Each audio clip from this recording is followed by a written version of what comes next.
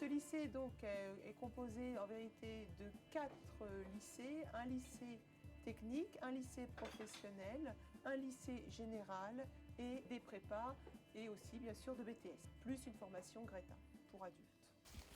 Bonjour madame. Bonjour, qu'est-ce que vous cherchez? Oui, on vous cherchait parce qu'en fait, voilà, on est des élèves de Terminal S et on voudrait faire un article Oui, pour notre journal de l'école. oui. Et voilà, on voudrait vous poser quelques questions. Comment vous motivez vos élèves pour les intéresser à votre cours? Il faut surtout les intéresser par rapport à l'actualité, suivre constamment ce qui se passe, surtout en biologie, ce qui n'est pas trop difficile. Donc suivre constamment ce qui se passe et essayer de rattacher ça au cours qu'on est en train de faire, quand cela est possible bien évidemment.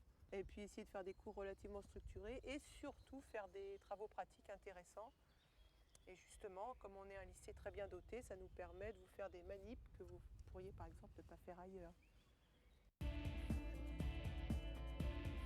On a pu le voir que quand avec les projets qui ont été faits, il y en a quand même sur une trentaine d'élèves, vous en avez été 20 à prendre la spécialité SVT. Ouais. Donc ce qui montre quand même que lorsque l'on fait des projets avec l'extérieur, avec des chercheurs extérieurs, avec en plus, là il y avait un concours à la clé, mais qui était un peu la cerise sur le gâteau, les élèves ont découvert un monde, je pense, que vous ne soupçonniez même pas. D'accord. Ouais, tout à fait. Donc ça permet à l'élève de voir un débouché concret, de voir des vrais scientifiques. Et en 1976, il est récompensé par le prix Nobel.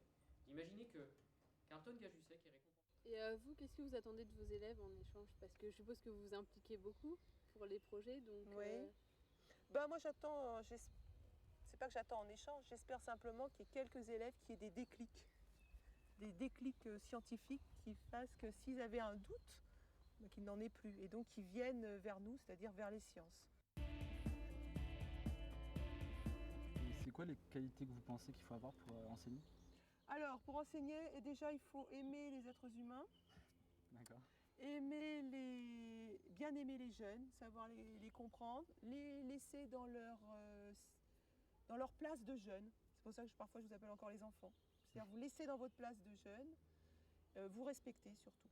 Un grand respect, ça c'est primordial. Et quand même une grande discipline, ça ne change rien du tout. Oui, c'est sûr. Mais discipline et justice, à mon avis, c'est la plus grande qualité d'un professeur.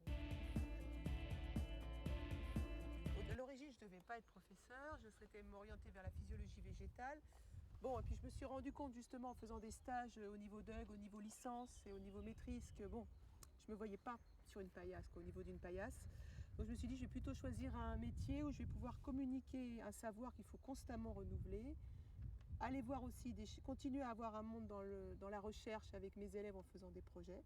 Et puis être avec des jeunes, parce que j'aime bien quand même être en contact avec des jeunes. Je trouve que c'est motivant. Et ils vous remettent tout le temps en cause. Merci, À bientôt. Merci. Allez, bon Bonne courage. journée.